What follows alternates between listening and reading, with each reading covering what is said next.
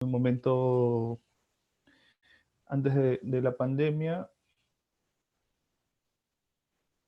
eh, Antes de la pandemia, nosotros teníamos una residencia física en la Amazonía peruana y luego con este contexto tuvimos que migrar hacia lo virtual, entonces por eso construimos este proyecto para seguir pensando un poco eh, el arte con las posibilidades del trabajo comunitario, más que el arte comunitario, sino el trabajo comunitario, y cómo podíamos darle una continuidad a esto desde acá, ¿no? Desde algunas pantallas, desde las pantallas. Entonces, bueno, nos metimos en este proyecto, se llama Comunidad, ya tiene hemos estado trabajando 3 meses investigando las diferentes prácticas de arte comunitario o de comunidad en el Perú, dentro de las 3 regiones. Empezamos con la selva, después fuimos a la costa y ahora estamos en la sierra, en la que estamos trabajando junto a Roxana Barba, Cristina Ocampo y María Claudia Ramos, ¿no? Entonces, ya hemos venido haciendo un trabajo con los otros dos grupos y un poco como que ya esta experiencia nos ha servido para, más que respondernos si es que realmente es posible hacer un trabajo comunitario a distancia, me parece que juntos con estos 9 artistas que hemos trabajado estos meses, nos ha permitido crearnos más dudas, ¿no? Seguir preguntándonos si es posible y bueno, los resultados de esta residencia son el diseño de un proyecto en sí, un proyecto comunitario. En este caso, se ha trabajado en un eje que tiene que ver con comunidades que se han trasladado de un punto a otro, comunidades que han llegado a un punto y han creado todo un círculo comercial y que tal vez en algún momento están estigmatizadas por la sociedad, y en otra es una comunidad que se ha construido, bueno, ya es es una comunidad que, eh,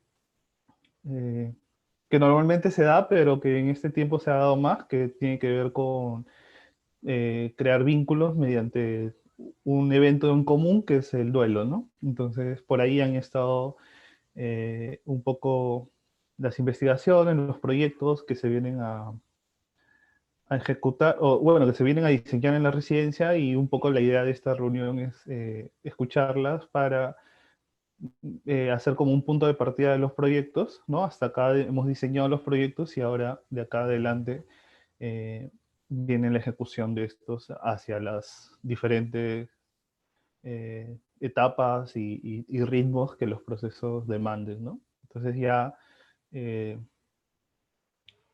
ya después de esta residencia ya tenemos 9 proyectos nuevos y 9 colaboraciones en las que vamos a estar constantemente pensando de nuevo, y ya no pensando tanto, sino ya accionando y tratando de generar estas redes desde estos espacios, ¿no?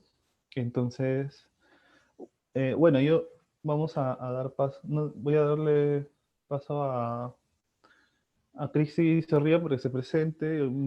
Ella también ha sido parte del proyecto como coordinadora, y también para ir dirigiendo las presentaciones de cada uno. Bueno, bienvenidos a todos, muchas gracias por acompañarnos hoy día. Nada, yo soy Cristi Zorrilla y yo me encargo un poco más de la parte de coordinación, de organización más interna del proyecto, y Marco es el que trabaja más en contacto con los artistas, ¿no? Marco hacía el área, cuando estábamos en presencial, Marco se encargaba de todo lo que era curaduría en las galerías y eso, ¿no? Y un poco más del programa, de cómo se va desarrollando el programa y también en los aspectos más relacionados a la comunidad, ¿no? Como los talleres extras que hacíamos para la comunidad y también en sí la creación y la organización de los programas ya con un enfoque un poco más educativo, ¿no? Bueno, ahora vamos a empezar, yo creo, y tenemos un orden ya planteado. Vamos a empezar con Cristina, sigue María Claudia, y cerramos con Roxana. ¿Les parece, chicas? ¿Sí? Sí. Ok, vamos. Entonces, comenzamos con Cristina. ¿Puedo compartir pantalla? Sí, estás habilitada.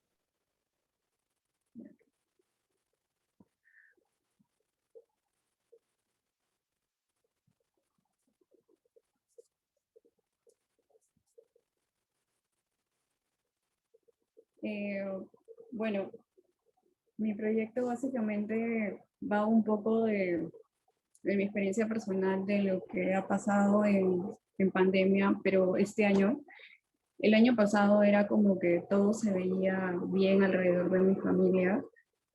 Eh, entonces, este año es como que veía que personas, o sea, lejanas de mí o también personas conocidas de otras personas el año pasado como que estuvieron más vulnerables y se enfermaron, perdieron a familiares. Y bueno, este año para mí fue eso, ¿no?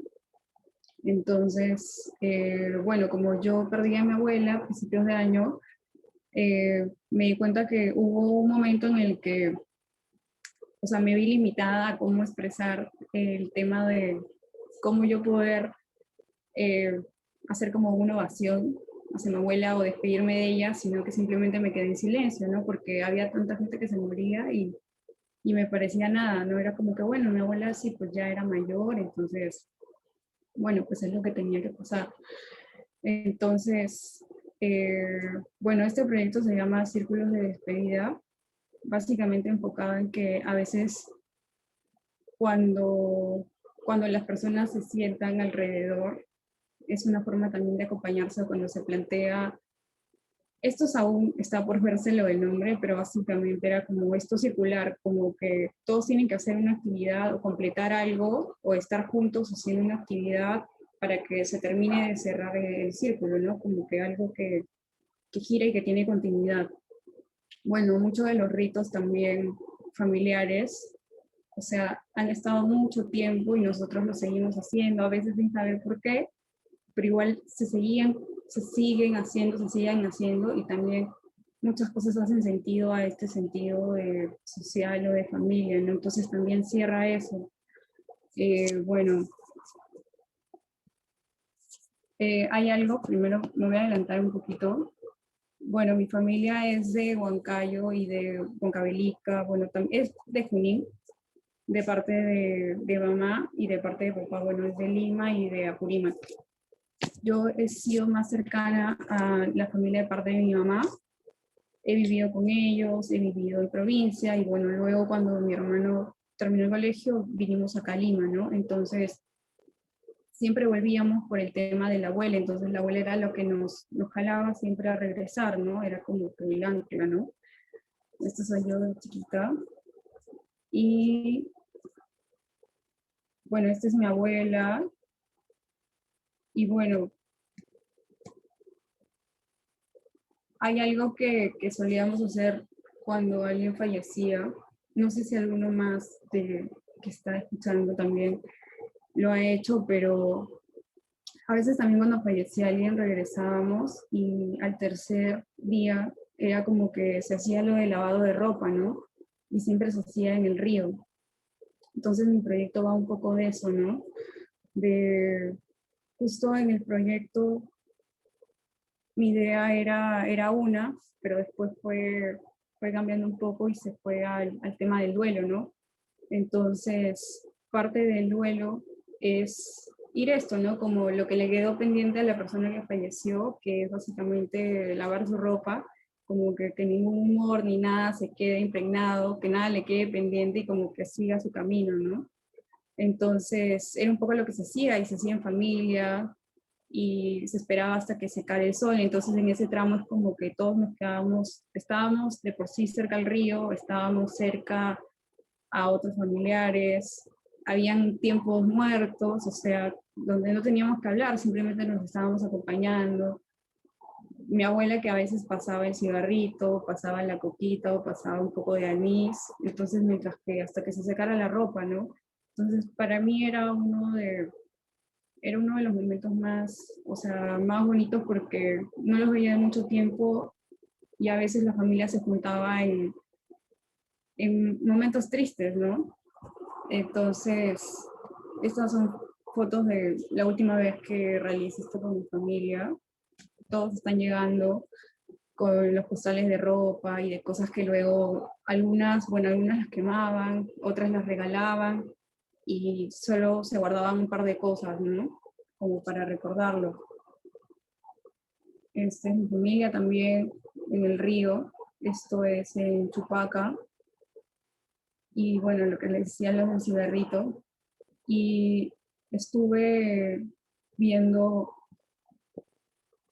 el tema de dónde venía, lo del lavatorio, y salía esto, ¿no? Que también se llama pichica y que es una ceremonia netamente andina, vernacular o prehispánica, y que en un momento fue, o sea, se quería erradicar, ¿no? Entonces también es como que hay varias cosas que se han impuesto a través del tiempo. Entonces, me ha parecido súper, no sabía yo tampoco esto, ¿no? Entonces también es un acercamiento más también para mí de cosas que parecían simples, pero que estuvieron ahí mucho tiempo.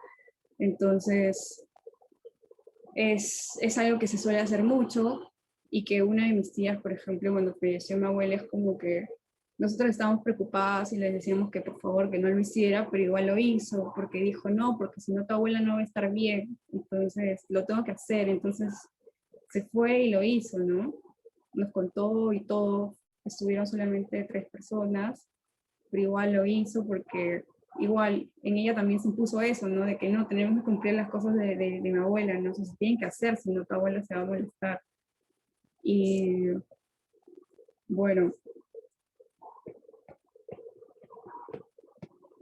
en- como parte del proyecto también, básicamente en cómo había estado pensando que sería, es básicamente, eh, es un taller performativo también, y tiene 3 etapas, ¿no? Una etapa en la que, bueno, es la primera etapa que es una convocatoria para reunir personas que perdieron algún pariente cercano en la pandemia. La segunda etapa es realizar una serie de acciones que permitan recopilar los testimonios en torno a los ritos y también a la pérdida durante la pandemia, ¿no? O sea, que no solo sea lo que yo de alguna manera, sino utilizar esto que lo he visto en mi familia como para que otras personas también puedan de alguna manera ver, ¿no? O sea, cómo es que ellos hubieran querido que sea esto, que era lo que hacían antes. Entonces, básicamente reunirnos, a escribir juntos, de alguna manera, estas memorias sobre el duelo, ¿no? Que es en realidad, es después del entierro, porque creo que lo que es más duro es el entierro, ¿no? O sea, esa idea de que ya no lo vas a ver. En cambio, con un círculo más cerrado, hasta es algo como que más social, como que estás invitando cosas, estás más preocupado, pendiente de que todo vaya a salir bien. En cambio, en el lavatorio es como que estás con tu familia, están todos cerrados, es todo cerrado y están compartiendo, ¿no? Y hay otras personas también que vienen, que a veces te regalan algo, te invitan comida, ven que están lavando ropa y como que intuyen de que está pasando algo así, entonces la gente también se une y te ayuda. Hay gente también que te ayuda a lavar. Eh, Luego, la tercera acción, que básicamente es la creación de un espacio que represente esta costumbre, ¿no? Del lavado de ropa y que esté rodeado de básicamente las cintas de colores, ¿no?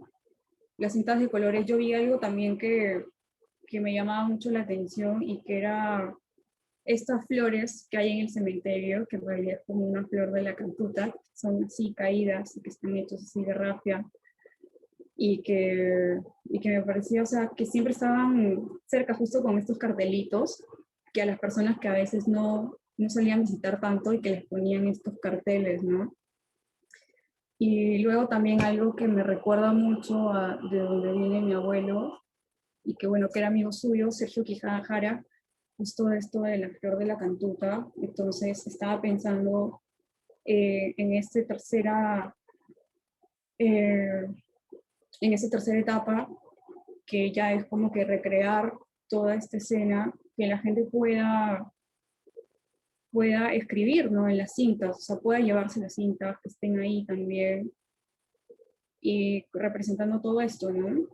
Porque cerca también de donde mi abuelo había muchas de estas plantas, Y las flores creo que también es como que ese límite, ¿no? Entre que vas, recuerdas, te quedas, esperas, entregas, luego te vas y quieres dejar algo, ¿no? Entonces también este significado de la planta en sí.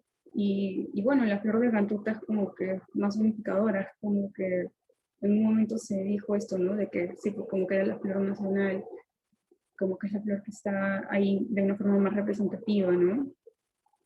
Y luego también, y bueno, eso básicamente, eso sería, y como lo digo, se ve también representada en distintas cosas, ¿no? O sea, en la ropa, yo por ejemplo en los bailarines, en Huancayo también se ve mucho de esto. Esto bueno, es un bailarín con un traje del Colca, pero también en toda esa parte de Huancavelica.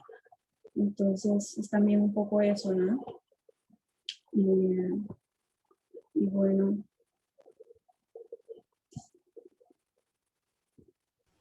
eso era...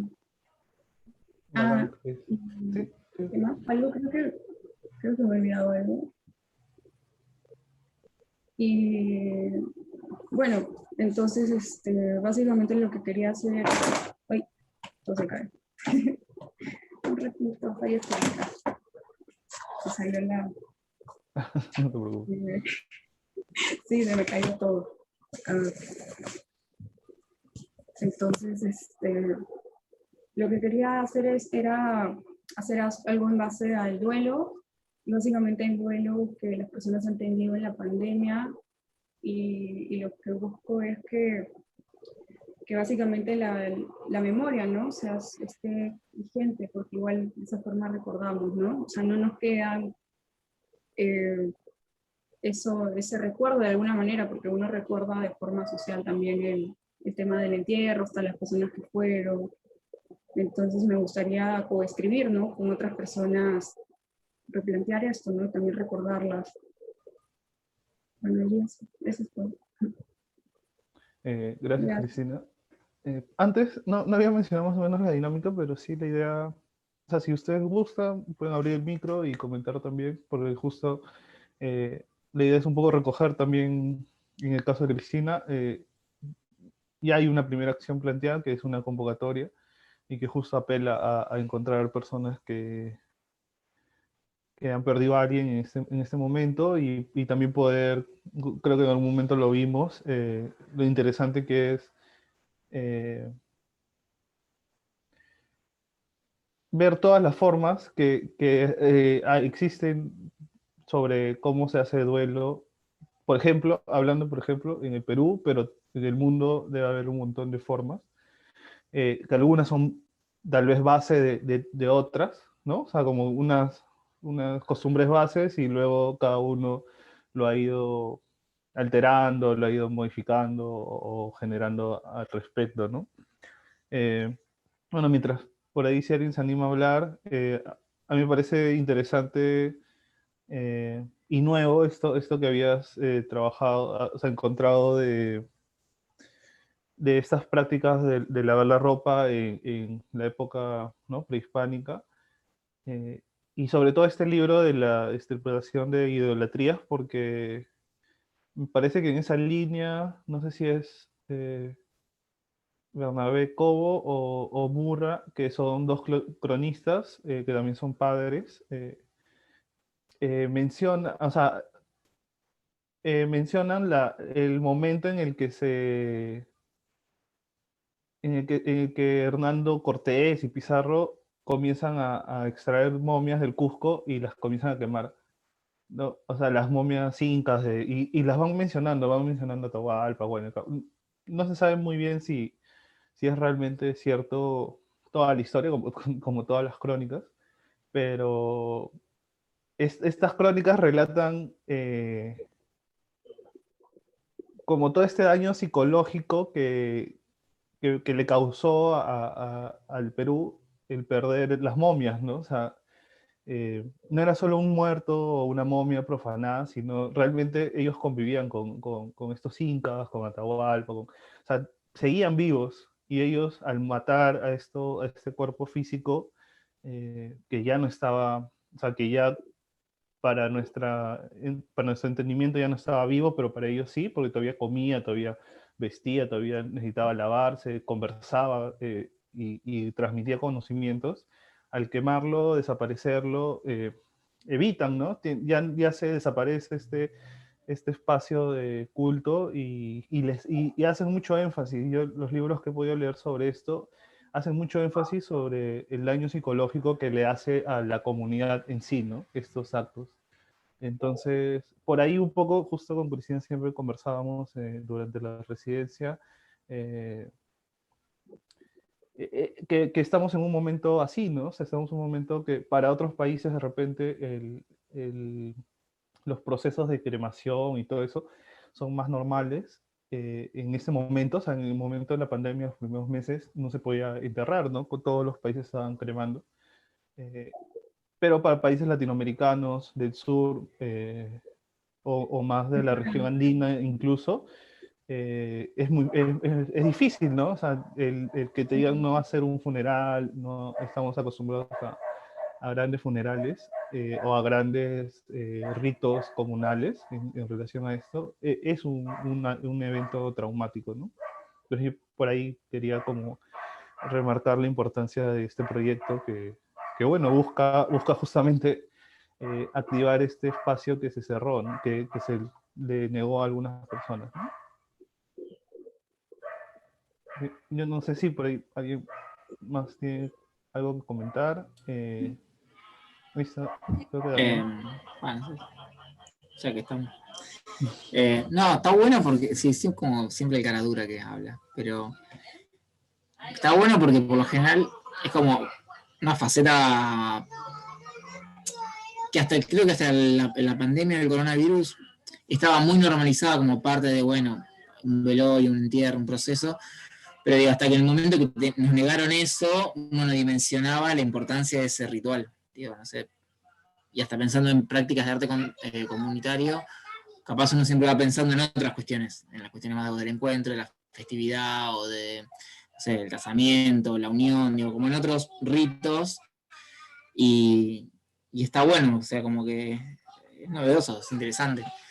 Y además pone el dedo en la llaga en algo que es re doloroso, digamos, porque, o sea, es doloroso perder a alguien, pero mucho más doloroso es no poder cerrar esa herida, digamos, te queda un duelo inconcluso ahí que es complejo, digamos, de abordar. Y me pensé que estaba bueno. Y después la frase me quedó dando vuelta que estaba ahí cuando hizo la investigación, lo del amor descontagioso, digamos, es como, me llamó, como llamativa, como esa concepción, Sí. me pensé que estaba buena. Es que es como que si no te despides bien, es que eso es algo justo que se repite de distintas maneras, que si no te despides bien es como que alguien se puede morir de tristeza. Y sí, es lo que lo que más se busca también en el Andes, ¿no? También, o sea, despedirte, de verdad, y dejarlo como que tranquilo, como que todo esté bien. Hay mucho, Como cerrar una herida. Sí, dentro de lo popular hay mucho que se dice, ¿no? Que cuando muere uno se lleva a dos, o sea, se van de tres en tres. sí, Que tiene que ver con esta cuestión, por ejemplo, andina de la dualidad, ¿no? O sea, tú estás en el mundo porque hay no una contraparte, sino algo que te complementa, y si tú no estás, ya no estás complementando esto, entonces por eso es que se va toda esta unión, ¿no? O sea, esta unión de complementos. Por eso es que me parece por ahí va porque siempre dicen, ¿no? O sea, o te llevaste a alguien, ¿no? Murió alguien y se llevó al otro, ¿no? Sí, sí, ¿sabes es muy qué? común, ¿no? ¿Sabes que cuando falleció mi abuela, por ejemplo, falleció su perro, pues? Entonces, claro, fue esta idea de, claro, no, o sea, tiene que pasar esto, como que le estuvo preparando el camino a tu abuela, ¿no? Como que, claro, tu abuela se llevó también a su perro, ¿no? Porque, claro, y murieron como que en las mismas condiciones, ¿no? O sea, también, y eso, claro, se presta también o sea, a otras creencias también, ¿no? Y eso fue bien curioso, por ejemplo. O me acuerdo que mi abuela, cuando mi tía fue a comprar sus flores, como que mi abuela siempre, la gente adulta es como que siempre va al mismo comprador, siempre tienen su casera, tienen alguien muy específico. Entonces mi abuela para los entierros siempre le compraba a la misma persona, le compraba los, ¿cómo se llama? Los arreglos, estos que son circulares, no me acuerdo cómo se llaman. Entonces siempre le compraba a la misma persona y la que fue a comprarlo fue mi tía y le dijo como que, ¿y qué pasó con mi casera? Ay, mi tía no le dijo nada, pues porque le daba pena hablarle porque dijo, no, seguro voy a llorar si le digo algo. Y luego resulta que cuando estaban en el velorio, hay una corona. Hay una corona que decía como para la señora Chela de su casera. O sea, su casera se había dado cuenta, ¿no? Que, que no había, o sea, que no iba a volver su casera, ¿no? Que era la última compra como que de ella, ¿no? Que estaba haciendo su hija. Entonces también esas cosas te hacen pensar mucho también, ¿no? Y sobre Sí, todo creo, que o sea, hay muchas relaciones que se construyen alrededor de eso, o sea, es hasta parece un dealer de flores, ¿no?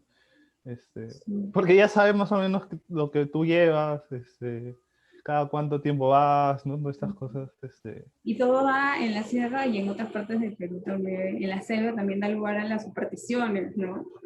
De que no, tienes que Ujú. hacer las cosas como quieren que las hagas porque si no algo puede pasar, ¿no? Y más si son personas adultas, ¿no? No, hay que tener mucho cuidado con que se dice, la matriarca o el patriarca, ¿no? O sea, los adultos sobre todo. Sí.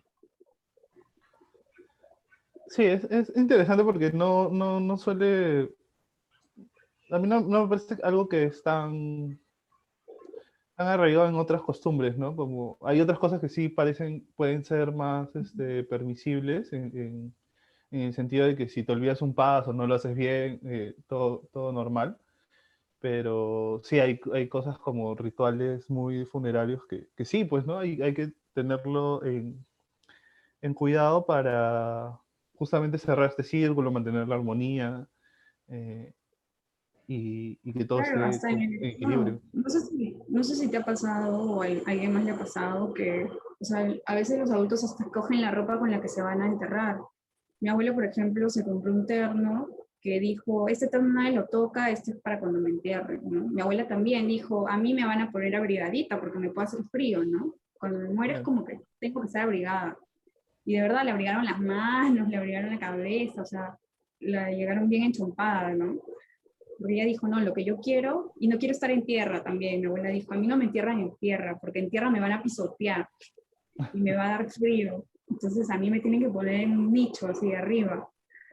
Y esas cosas, ¿no? Como que uno también, no sé, se vuelve más adulto y se va preparando también, ¿no? Como que ve, hasta dice, cuando escuchas diálogos de las personas adultas en el COVID, dice, no, no, no, hijita, como que está mal, como que mi nieta o mi hijito, no, ya, no importa, que a mí, no, que a mí me pase algo, yo ya viví la vida, ellos no, ellos todavía tienen que vivir, ¿no? Entonces tienen mucho también eso de, una normalización también de que, bueno, pues a ellos ya les va a tocar en algún momento y como que hasta se van preparando, ¿no? Mi abuela ya había comprado hasta su nicho y todo, y esas cosas, ¿no? Claro, es como, o sea, estamos en un país de grandes entierros donde o sea, han puesto antiguamente hasta esclavos, esposas, hijos.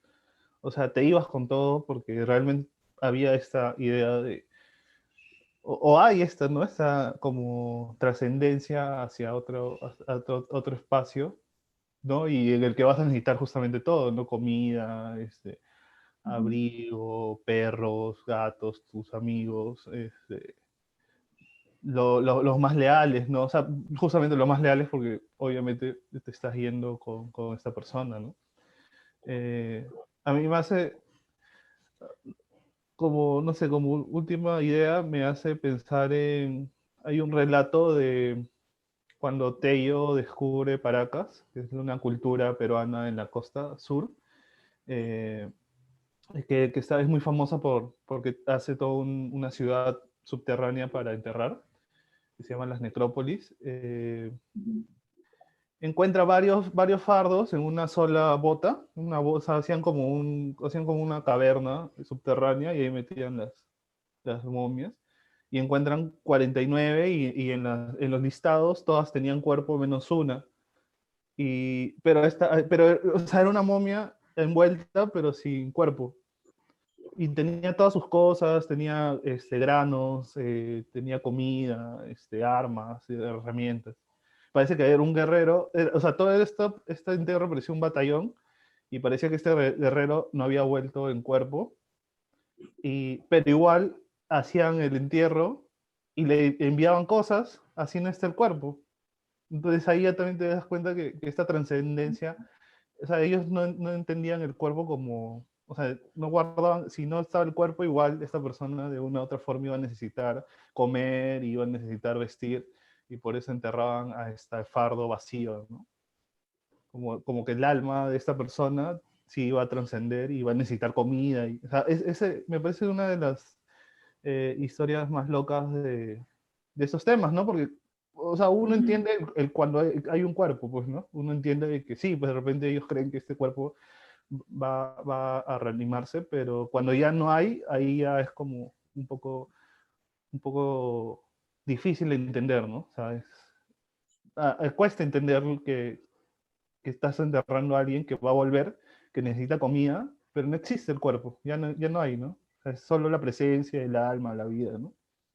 Claro, y es bien diferente a como a veces sucede cuando hay un desaparecido, ¿no? O sea, cuando las familias no pueden enterrar a alguien, entonces siempre se queda con algo que no tiene nombre, ¿no?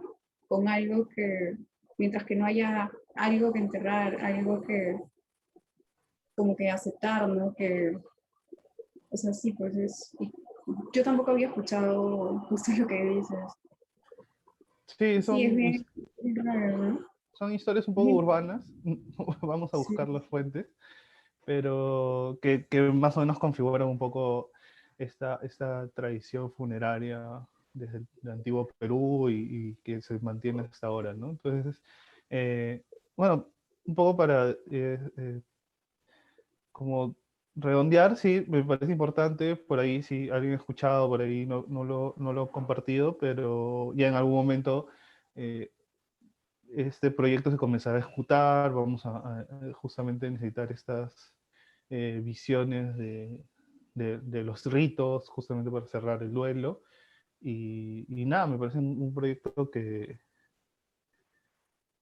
sí, pues se mete, como dice Damián, en algo como tocar la llaga, pero de una manera, no tanto para revivir la herida, sino para justamente cerrarla y buscar estos círculos cerrar estas etapas, ¿no? Bueno, Cristina, gracias. Igual en la conversación gracias. por ahí seguiremos tomando algunos temas en común porque los proyectos por ahí se relacionan. Y ahora nos toca pasar con Mara. Mara, ¿estás ahí? Sí, te doy el Hola, paso. sí, quiero confirmar primero si se me escucha. ¿Me escuchan? Sí, ya. Voy a compartir pantalla, ¿ya? Cristina, creo que no, un poquito.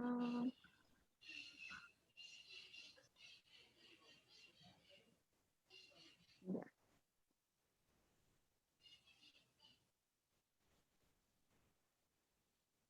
ya. Entonces, primero voy a comenzar presentándome. Un gusto a todos los que están aquí presentes, acompañándonos. Mi nombre es María Claudia, pero me conocen como Mara Palacín, que es el nombre que uso como artista. El Palacín es el apellido de mi abuela paterna, y es una persona que es muy importante para mí, su figura femenina, y de una otra manera es como que a través de su apellido trato de rememorar las cosas que yo he vivido con ella. Y bueno, este proyecto que he venido desarrollando en esta residencia es la continuación de un proyecto que ya tenía y que fue expuesto en el 2018. Yo realicé un proyecto de fotografía documental con el espacio de Tacora. Y bueno, primero, como para que se pueda entender el proyecto, voy a explicar un poco sobre Tacora. Y bueno, Tacora es un mercadillo ubicado en Lima. Es uno de los mercadillos de segunda mano más grande del país. Y pues en este mercadillo se encuentra mucha variedad de productos, pero comúnmente, en su mayoría, las personas siempre tienen un imaginario negativo de este espacio, en el cual hay mucha criminalidad, es un lugar, es un espacio muy marginado, y a la vez las personas. Entonces, de una u otra manera, los medios de comunicación también son responsables de esto, ya que eh, ellos de una u otra manera como que construyen este imaginario de la ciudad, ¿no? Y pues siempre en las noticias vemos esto de que Tacora es un lugar peligroso. Y pues sí lo es, tampoco lo voy a negar porque yo he nacido en La Victoria, cerca a Tacora. Por eso es que mis trabajos normalmente están desarrollados en base a mi memoria, a mi identidad. Entonces, como yo he vivido cerca de este espacio, tengo muchos recuerdos con él. Y cuando yo decidí hacer este proyecto de fotografía documental, me movía la sensación de que este espacio iba a desaparecer, porque continuamente siempre se corrían las noticias de que a este espacio lo iban a erradicar. Este es un espacio público, no es un espacio privado donde la gente alquila sus puestos, sino es un espacio público, la gente toma el espacio público. Hay algunas personas que dentro del espacio tienen pequeñas galerías, que son almacenes, pero en sí es un espacio público, no es algo pequeño, sí es como que un poco grande, en donde personas toman el espacio, hacen suyo el territorio y pues de una u otra manera las municipalidades que vienen año tras año están viendo la manera de siempre reubicarlos y desaparecer este espacio. Por ello es que tuve la iniciativa, ese motivo de querer registrar Tacora, ¿no? Eh, es por ello que en el 2017, a fines del año 2017, yo me adentré a Tacora a realizar estas fotografías. Realizo estas fotografías, armo mi proyecto documental con la intención de que las personas puedan visualizar este espacio, porque hay algunas personas, muchas personas no han ido por el mismo hecho de que es peligroso. Eh, Realizo estas fotografías con ese motivo, ¿no? De evidenciar que no solamente en Tacora existe como que la criminalidad y todos los productos que vienen a este espacio son robados, porque de una otra manera los que hemos ido y hacemos un recorrido por Tacora, nos podemos dar cuenta que en su mayoría son objetos de segunda mano, son objetos que se presta la reutilización y además también abundan otras actividades económicas como el reciclaje y además que dentro de este espacio se han tejido más allá del reciclaje y la reutilización, también puestos de reparación, peluquerías, restaurantes, bares, y hay toda una actividad económica alrededor de este espacio que sustenta a esta gente, ¿no? Entonces, esa fue como que mi idea para realizar este proyecto de fotografía documental. Y cuando llego a la residencia y comenzamos a tener charlas en torno al arte comunitario, de una otra manera tenía como que esa espinita de seguir con el proyecto de Tacora, ¿no? Y yo quería hacer un audiovisual, pero esto ha girado un poco y la propuesta que ahora estoy formando en torno a arte comunitario es hacer arte comunitario con este espacio, con los trabajadores de Tacora. Y pues es así que comienzo a armar este proyecto y pues aquí realicé un pequeño esquema que justo ayer lo estuve terminando y tuve como que unas ideas más claras, ¿no? En torno a las actividades sobre todo, ¿no?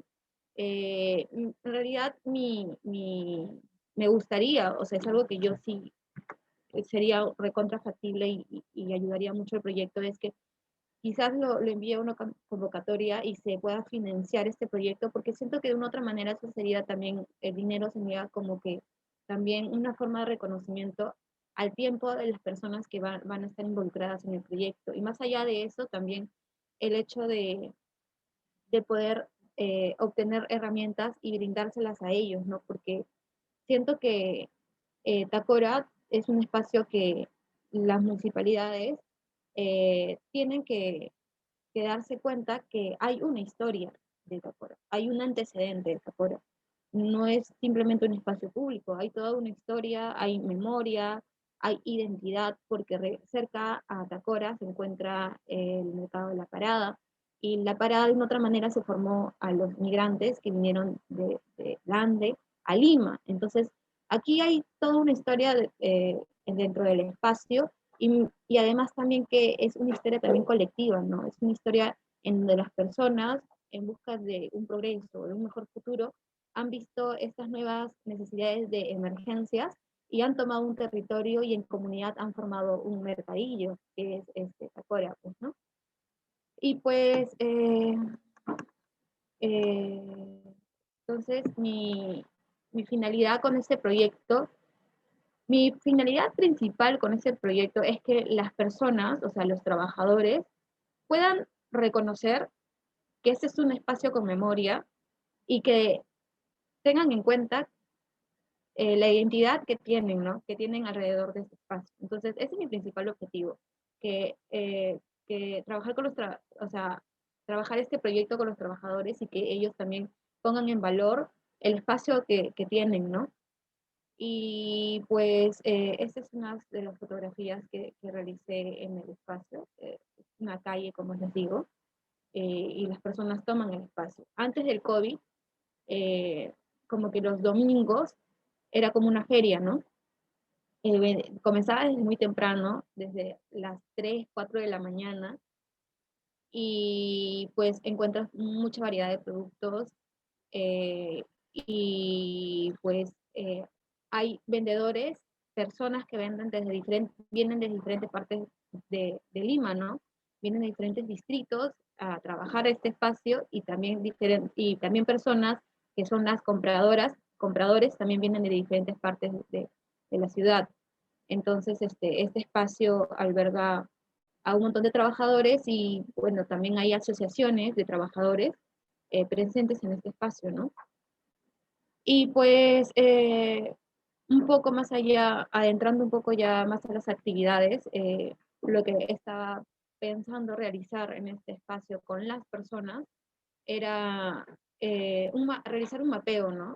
Que justo nos acompañó una artista educadora que realizó también un mapeo que se veía muy interesante con pobladores de una parte de provincia, y me pareció muy importante también tomarlo, ¿no? Como referente, porque sentí que el mapeo era como que una estrategia interesante para que los mismos pobladores puedan conocer más de su historia, y ellos mismos identificarse, ¿no? Identificarse con cada punto del espacio.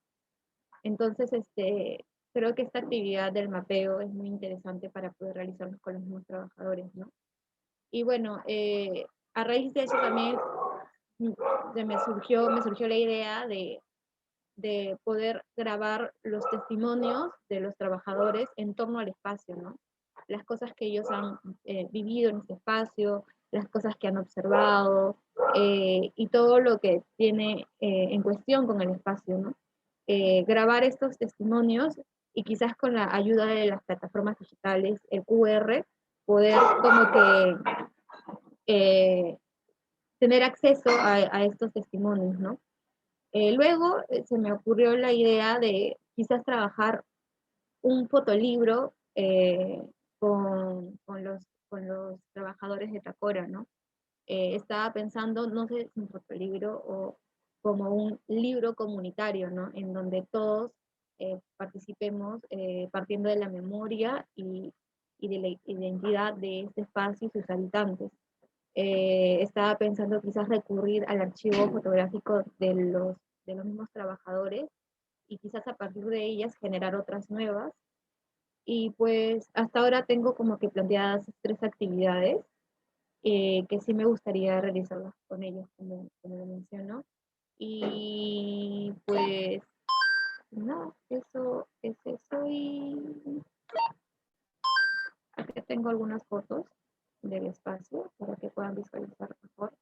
Esta es la estación por acá pasa el tren, ¿no? La estación del tren está por aquí, es la estación Grau, por acá todo es la avenida Grau, y acá hay una estación que se llama la estación Grau, y este es los rieles del tren eléctrico, ¿no? Y bueno, gracias a esta construcción del tren eléctrico, de una otra manera sí se ha evidenciado que ha bajado un poco más la criminalidad, ¿no? Porque definitivamente hay más seguridad, ¿no? Hay policías. Ahora he visto que por aquí en la entrada de Tacora hay una caseta de seguridad. Entonces como que hay un poco más de seguridad en este espacio, ¿no? Y bueno, esta es una de las fotografías del espacio. Es, es otra que son las calles, como digo, que... Ahora creo que no se ven las fotos. Disculpa. Ah, ¿no la ven? No, se ha quedado detenido en el texto. Uy, ya, espérame. Gracias por avisarme. Ya. ¿Ahora lo ven? Sí, ahora sí. Ya. A ver, espérame.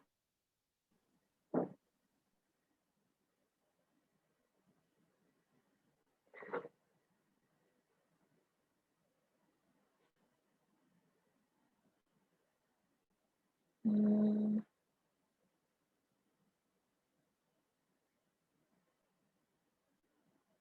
ya, entonces como les digo, es toda una calle, toman el territorio del espacio de la calle. Este es, este, esta es la fábrica, si no me equivoco, era una fábrica de velas, que ahora es un almacén y galerías, pues entran a este espacio y son galerías. Hay puestos de venta de zapatos, ropa, muñecos, juguetes. Es como que la reutilización está presente, ¿no? Este es como que la fábrica. Esta es la galería, ¿no? Como les digo. Afuera, en la calle, hay puestos y adentro también hay puestos. Esta es la avenida Grau, ¿no? Que les mencionaba hace un momento. Esta es la avenida Grau y este es como que el, el camino, la ruta del tren eléctrico, ¿no? Y bueno, gracias de una otra manera a esta ruta del tren eléctrico, como les mencionaba, la criminalidad había bajado un poco, porque ya hay más seguridad y todo ello. Aquí, como les digo, se ve mucho la chatarra, que es los residuos, ¿no? Que ya las personas no utilizan o algo, entonces todo esto es reutilizable, lo venden como chatarra. Esa es la entrada de Tacora, ¿no? Esa es el recorrido del tren eléctrico que está acá.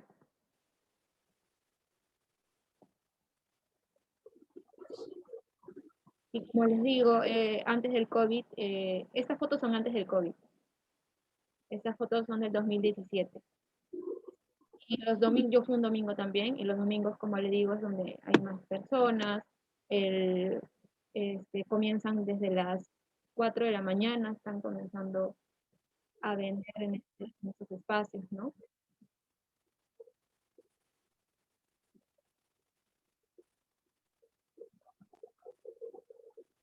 Recicladores, personas que están separando la chatarra de lo que pueden vender.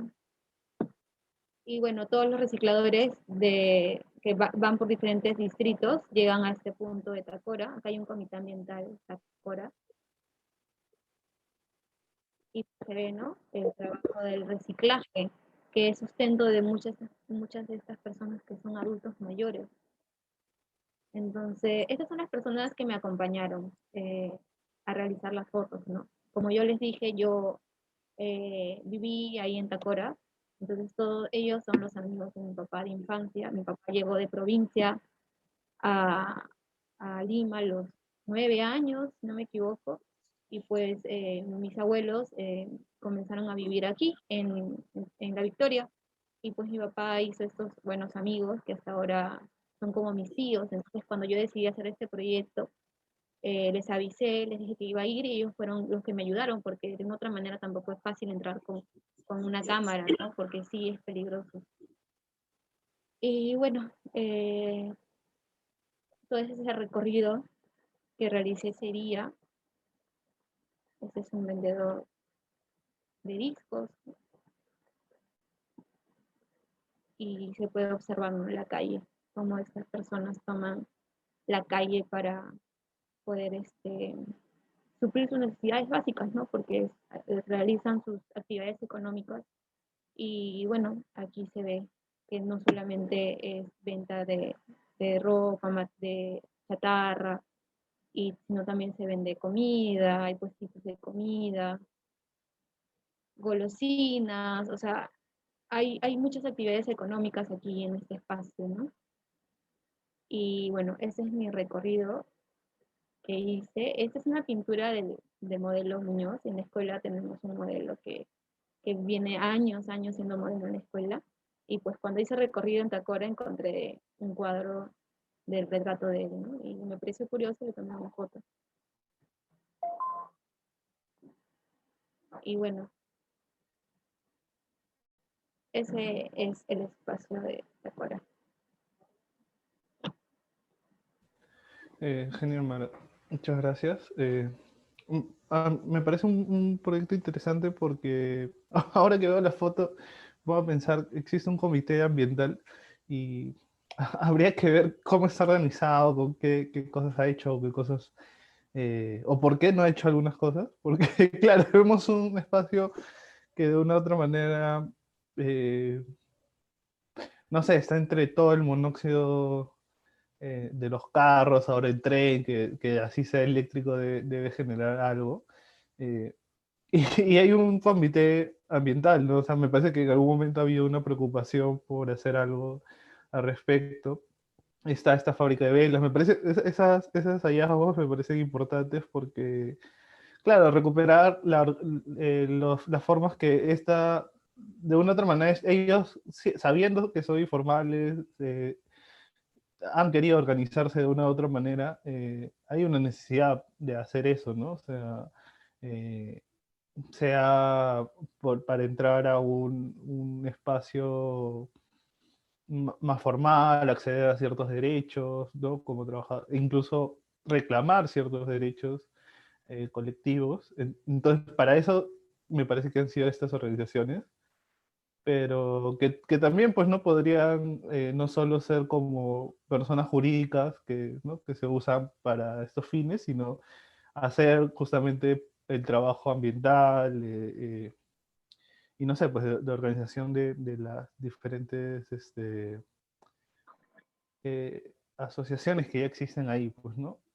Me parecía interesante ver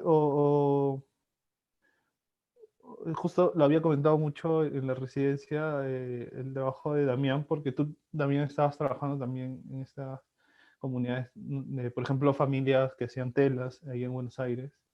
Entonces, más o menos tú, eh, te invito un poco a hablar para que nos des como Me estas... tiré la pelota así. No, o sea, nos interesaba ver un poco qué estrategias o qué consideraciones había que tomar en incidir en comunidades que ya se han decidido organizar, ¿no? Y cuando mostrabas las fotos y contabas, me hacía acordar, acá hay un montón de ferias, pero hay una que es muy igual, que es la Feria del Olimpo, que es el mismo espíritu, digamos. Hay venta de comida, venta de ropa, venta de cuestiones recicladas, pero también de cuestiones como cirugiadas, no sé cómo le decimos acá, como que capaz que un compañero pasaba con un carrito, alguien le regaló un mueble. ¿Qué hago con el mueble? Bueno, me voy a la feria el sábado o el domingo y trato de vendérselo a alguien. O sea, para mí está bueno, no sé si vos me dijiste que tenías como vinculación con las asociaciones o con los grupos.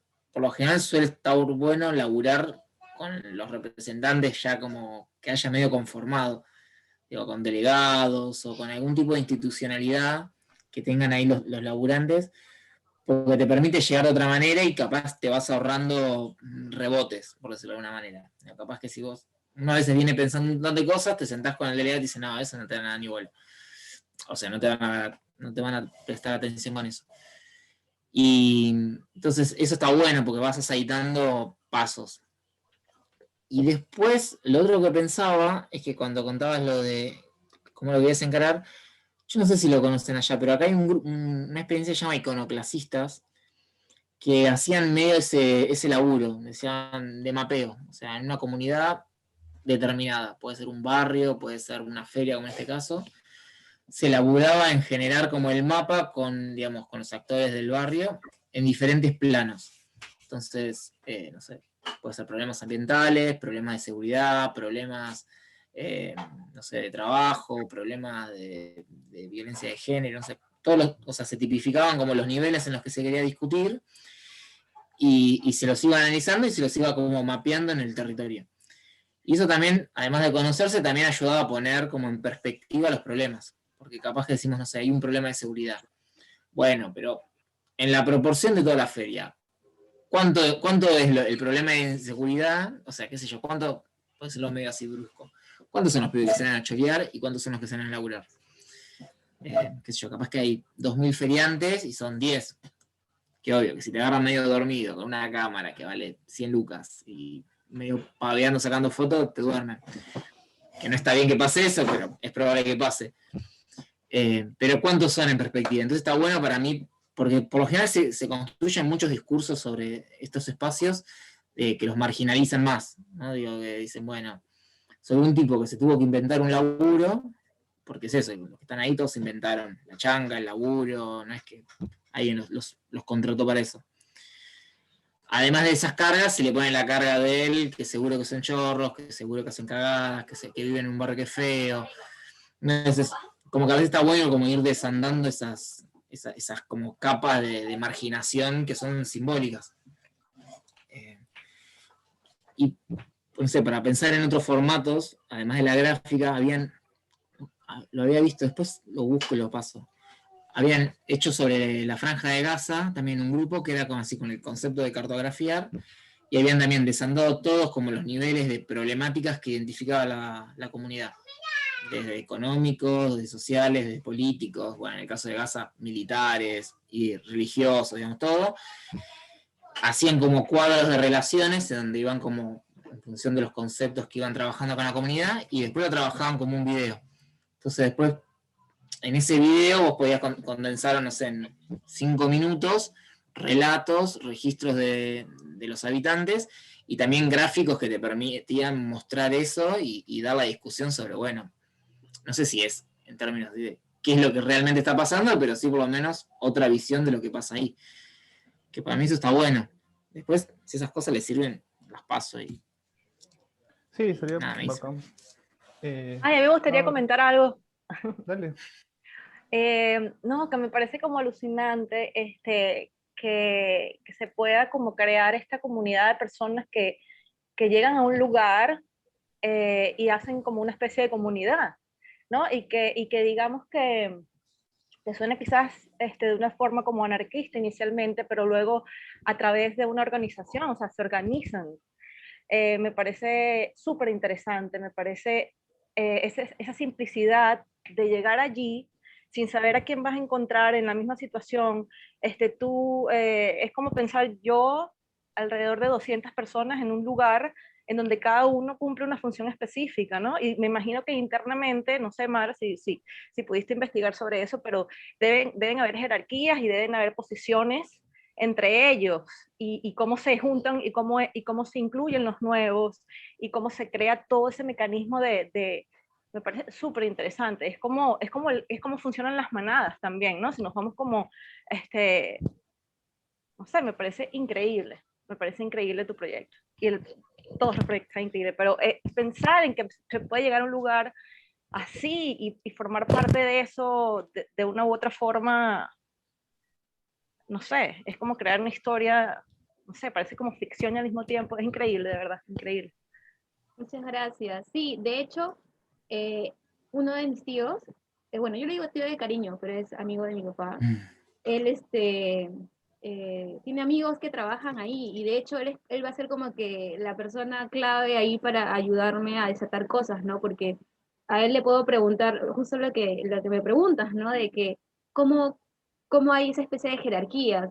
Cuando yo fui allá a Tacora a hacer el recorrido, porque yo me mudé, yo ya no vivo por La Victoria, pero siempre voy, ¿no? Igual voy como una especie de foránea, pero ay, Y la cosa fue que mi tío me acompañó y pues con él pude visualizar todo este espacio y las personas que trabajaban ahí lo iban saludando a él, ¿no?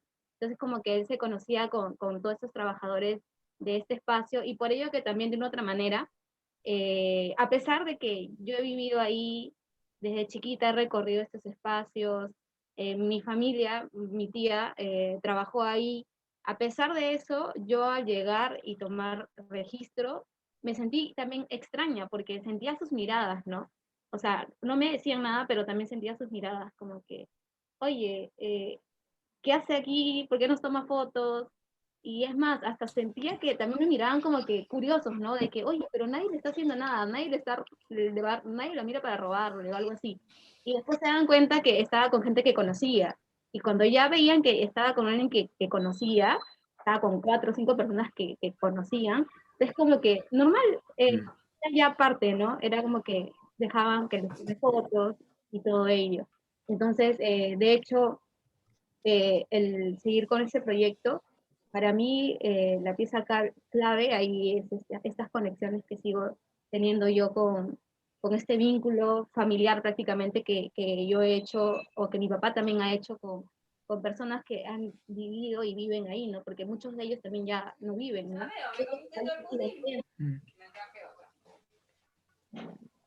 Sí, es que ahí es donde tenés la clave, me parece. O sea, esa relación o sea, es algo que tenés que no lo tiene, o sea, capaz que haya otros que lo tengan, pero digo, tenés algo ahí que más allá de lo técnico o de los recursos, la cosa, tenés una llegada que es la que tenés que explotar. Yo ahí lo único por experiencia es como que hay muchas veces que como te lleva tiempo después. O sea, capaz que tenés que pasar horas y horas y horas en la feria hasta que, no sé, yo recuerdo ponerle, cuando empecé a hacer trabajos con cartoneros, que capaz que estaba 3, 4 horas charlando de, no sé, cualquier cosa. Hasta que en un momento se abrían los 5 minutos en los cuales decía, che, bueno, a ver esto que te gusta, bueno, dale, vení, vamos a hacer esto. Claro, O que te contaban algo que era lo que te servían. Eso. Y capaz que son eso de esa relación, 4 horas, 2 minutos. Pero como que tenés que ir ahí y vas a ir viendo, como que también la mirada se va ejercitando a medida que estás, como que vas a ir viendo más allá de la apariencia de lo que va. No sé, cualquiera cuando va y ve un barrio así o una feria dice, no sé, está lo anecdótico. Y después como que te puedes ir metiendo un poquito más.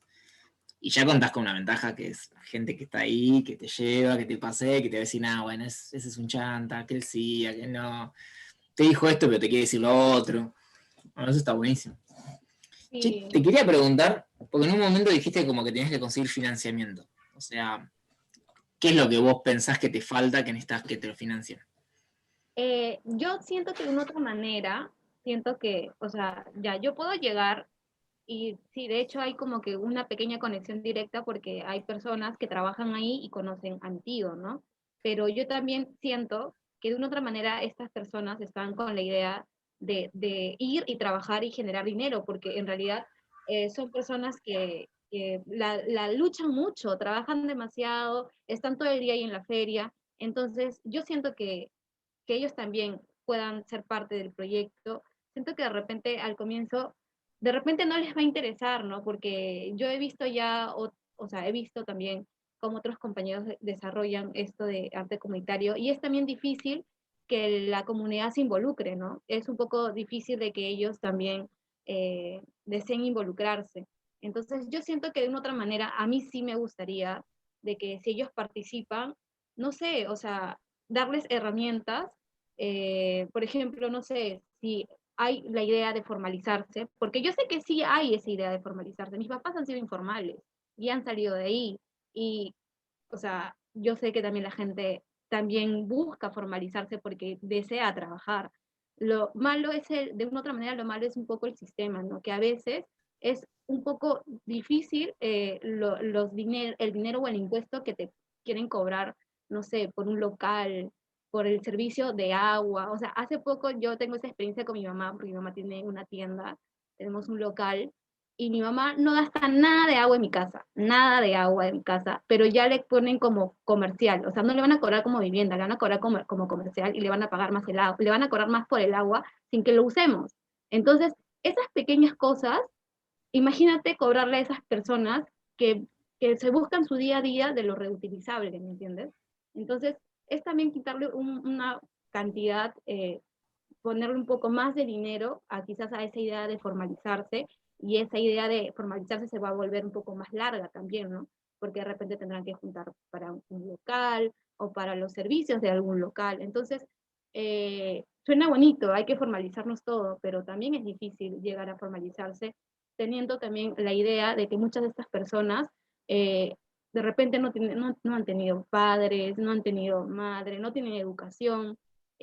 Como les digo, yo he salido de ese barrio y he visto que hay niños que nacen con papás alcohólicos, mamás drogadictas, niños que están a la suerte de la vida. Entonces, de una u otra manera, estas personas crecen y se agencian vendiendo cosas reutilizables o reciclando.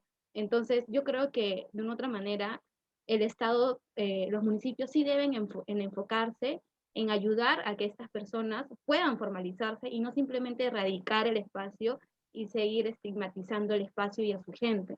Entonces, a mí sí me gustaría, me encantaría que se pueda financiar el proyecto para que este financiamiento al final sea para ellos, que ellos a través de este grupo de asociaciones vean la manera de cómo poder formalizarse o qué papeles tienen que pagar, o quizás también reconocerles por su tiempo, ¿no? Porque de hecho, que estén una hora haciendo arte comunitario conmigo es también una hora de pérdida, bueno, de pérdida económica de dinero para ellos, ¿no? Entonces, más allá de que sea algo enriquecedor para mí, para ellos y nosotros como comunidad, porque de una u otra manera, haciendo arte comunitario, todos salimos diferentes de ahí, nadie termina saliendo con la misma perspectiva. Ellos también verán cosas que de repente no veían, ¿no? Como el hecho de que juntos han formado una identidad, que son una comunidad, que su espacio tiene historia y que no simplemente una municipalidad puede venir y erradicar el espacio así como si nada, y ellos simplemente irse. Porque eso fue lo que hicieron con la parada cuando los quisieron desalojar. Hace años hubo, al costado de este espacio de Tacora, hay un mercado que se llama La Parada. Y hace años los desalojaron de la peor manera. Hubo mucha violencia policial, trajeron caballos, hubo una violencia muy fuerte. Entonces, de una u otra manera, la municipalidad o estas autoridades como que tratan de imponerte, ¿no? Te tratan de imponer como que sigas sus reglas. Y si no sigues sus reglas, hay este tipo de violencias. Entonces, yo creo que ya los enfoques y las miradas de las autoridades tienen que cambiar y tienen que crear estrategias de urbanización pensando también en estos habitantes, ¿no? Porque no simplemente son habitantes de La Victoria, sino como os dije, son habitantes que vienen de diferentes partes de la ciudad, vienen del Agustino, vienen de San Martín de Porres, de diferentes distritos de la ciudad, no solamente es un solo distrito de los que viven ahí y ya. Y por eso es que yo mencionaba esto del financiamiento. Sí me gustaría mandarlo a alguna convocatoria y pues si hay algún financiamiento, bienvenido sea, ¿no? Porque de hecho que con ese dinero se puede hacer más cosas. Y eso es clave. Yo igual me quedaba como pregunta porque a veces hay como varios niveles de lo que planteas y algunos me parece que son más como cosas que van a ir surgiendo en el proceso que digo, capaz si te las pones a priori es como que te cargas demasiado la mochila y después es difícil arrancar. Como que, o sea, a veces está bueno arrancar y empezás a generar el proceso y con el proceso tenés más condición, o sea, yo eso lo pienso, de fuerza como para reclamar a alguna instancia gubernamental que financie eso. O más fuerza de antecedentes para poder pelearlo. Yo no sé, ahí Marco te debería poder ayudar más. Si hay Fondo Nacional de Arte, de Cultura, social, algo de eso que pueda financiar. Dando eso. Lo que pasa es que, Te le volví la pelota. claro. No, lo que pasa es que, bueno, yo conozco lo de Argentina y ustedes tienen varios, nosotros tenemos uno. eh, y uno que es la mitad de uno, ¿no? O sea, solo es un fondo para todo el Perú y, y para todo el Perú, no sé, cada convocatoria, así como, no sé, pues movilidad y esas cosas, son cuatro ganadores, entonces estás hablando de más de 30 millones de personas y que solo ganan por fondo al año 20 personas, entonces 20 artistas o 20 proyectos, es bien difícil, pues, ¿no? Eh, Igual, bueno, ahí para redondear un poco la idea, me parece que justamente estos vínculos que hay ya construidos y también mapeados, también pueden permitir otro tipo de financiaciones más hacia cosas que ya están acostumbradas justamente estas comunidades, ¿no? Porque estas comunidades ya estamos hablando de cosas como los que estamos en Perú sabemos de las polladas, o sea, estos tipos de,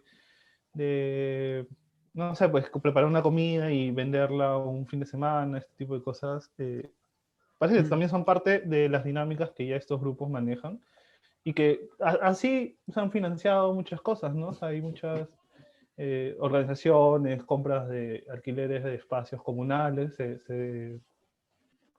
no sé, se desarrollan de estas maneras. O sea, me parece bueno apelar a varias instancias de financiamiento, eh, porque igual, o sea, siempre es una oportunidad para, o sea, que te dé plata el Estado y tener este aval, bueno, que a veces en algunas circunstancias te ayuda no sé, pues presentarte a municipalidades y cosas así, también es importante, ¿no? Pero también como, yo creo que la pregunta va más hacia hacerlo sostenible y no justamente solo depender del fondo, sino que después del fondo esta cosa siga siendo, ¿no? Porque hay proyectos que vienen el fondo y se acabó, pues, ¿no? El reto es el no acostumbrarte al fondo y, y hacerlo después si es que ese año, no sé, pues ese año no te dan el fondo y recién te lo dan después de 2 años, no, esa cosa no va a ser una bienal, pues, ¿no? Es una cosa que tiene que pasar día a día, ¿no? Entonces por ahí creo que hay que pensarlo, pero bueno, ahora como para ir continuando, bueno, vamos a darle el pase a Roxana Barba, que también es peruana, vive en Miami, así que te doy el pase, Roxana. Gracias. Hola, hola a todos. Me dio mucho gusto oír de los dos proyectos y después de haber conversado y ser parte del proceso de ideas, me encanta ver ahora cómo han tomado cuerpo. Yo también voy a compartir algunas ideas de algo que he estado planteando a través de la residencia. Y también junté algunas imágenes como para retroceder un poquito en el tiempo y llegar aquí como para explicarles de dónde viene mi interés. Entonces, a ver, voy a compartir.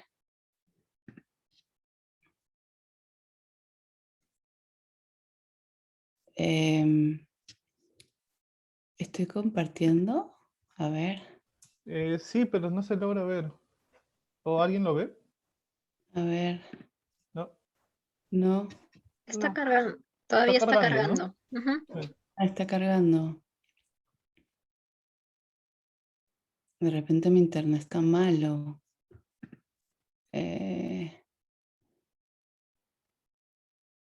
A ver, déjame intentar otra vez. Stop share.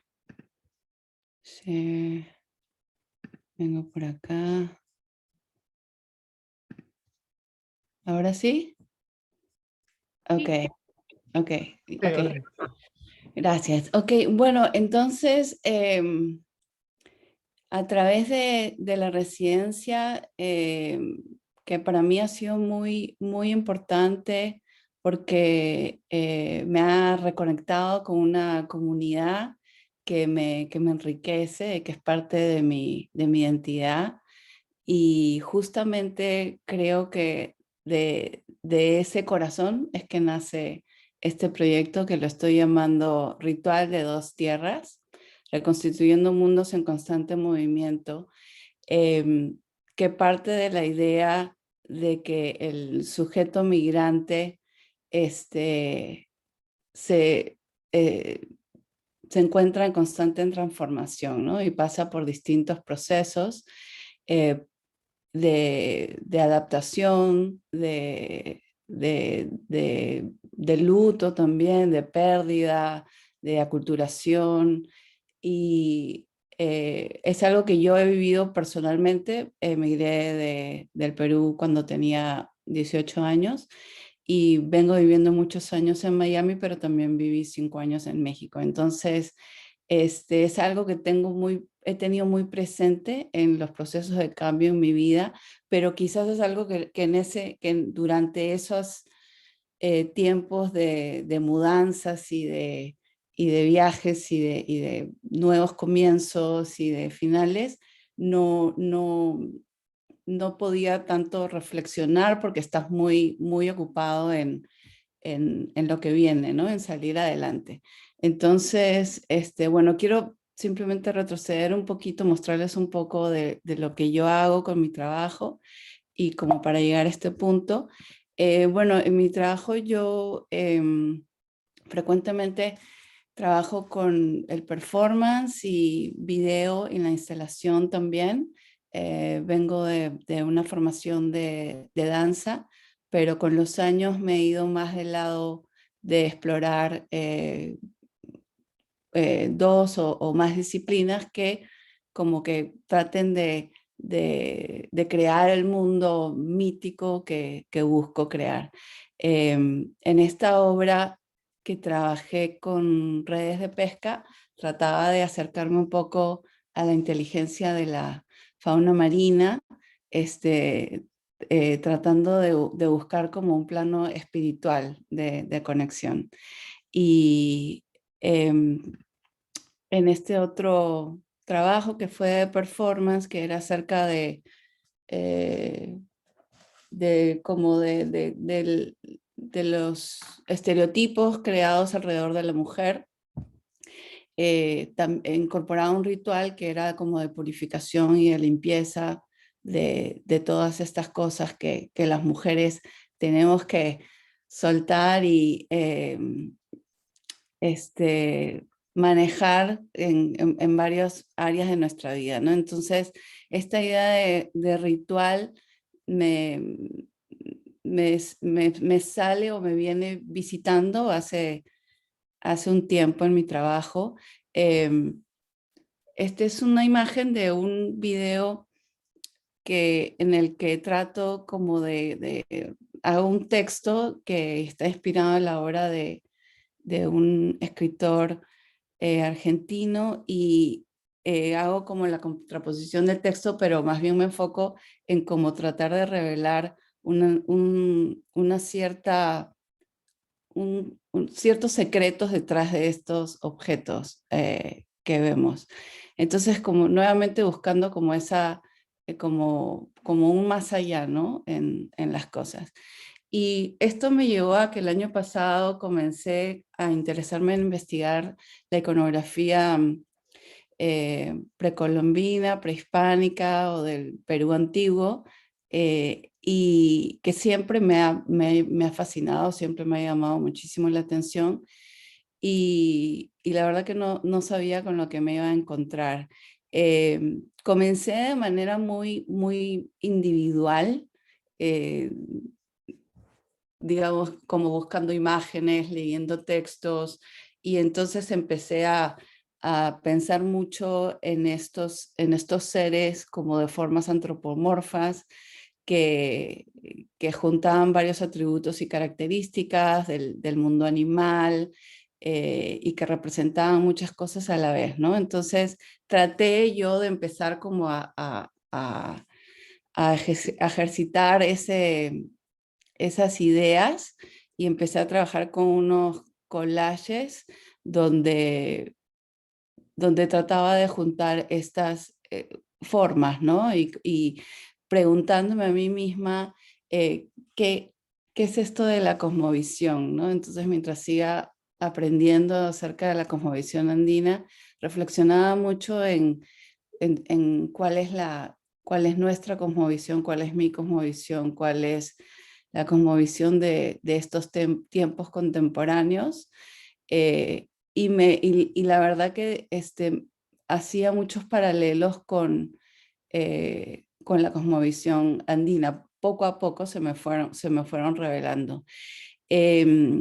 Y hace unos meses empecé a oír audios, oía muchas entrevistas en YouTube donde entrevistaban a escritores, a historiadores, hablando también de la cosmovisión andina, y después de estas caminatas llegaba a la casa y trataba de armar como unas cosas que llamo arreglos ceremoniales, y bueno, empezaron a salir este tipo de cosas, y al hacer estos arreglos ceremoniales, entraba como en este espacio que consideraba como que, bueno, estoy haciendo un ritual, ¿no? Porque sentía esa clase de energía y trataba de conectarme con todas estas ideas que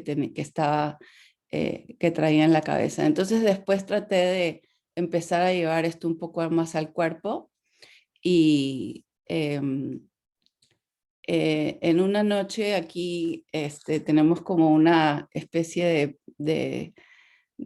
bueno, en el jardín tenemos un lugarcito donde podemos hacer fogatas, y grabé algo en video, y de ahí, bueno, empecé a sacar algunas imágenes que también tienen que ver con la serpiente, con Amaru, con el significado de la serpiente no solamente en el mundo andino, sino en la selva y a través de las culturas prehispánicas, cómo ha cambiado, o se ha reinterpretado, o se ha ido desarrollando este entendimiento de lo que simbolizaba la serpiente, y que ahora lo entiendo más. Antes yo comencé con esta primera idea de que la serpiente representa el mundo de abajo, el jaguar o el puma representa el mundo de los vivos, las aves representan el mundo espiritual, pero ahora también la serpiente he ido aprendiendo que significa transformación,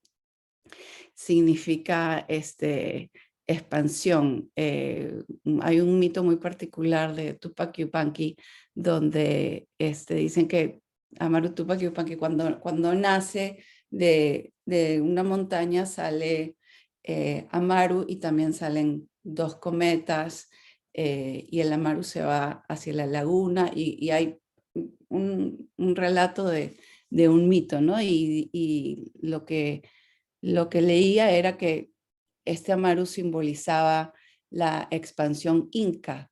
En ese momento se encontraba en un momento de crecimiento, ¿no? Ya el imperio ya se extendía. Entonces, volviendo a esta idea del ritual y de cómo lo sentía en el cuerpo, empecé a jugar con algunas cosas, pero sentía que me hacía falta algo, y que, y que era una pieza muy importante, que era la comunidad. Y bueno, me llegó a la residencia, y en la residencia, cuando se nos empezó a proponer esta idea de proyecto comunitario, para ser completamente honesta, me tomó un poco entender lo del proyecto comunitario. Mi trabajo no ha incluido el proyecto comunitario. Entonces, lo veía muy personal, pero creo que con la contribución de todos ya vengo entendiendo esto un poco más, y lo veo muy conectado a lo que estoy haciendo, ¿no? Con esta investigación. Entonces, bueno, este proyecto, Ritual de Dos Tierras, lo que plantea es trabajar talleres con comunidades migrantes. Entonces, es explorar estas dos fuerzas, ¿no? Por un lado, que tratas de mantener esos vínculos que forman tu identidad, pero por otro lado también estás cambiando y te estás transformando, y a veces sientes que te alejas de esa identidad, ¿no? Entonces es como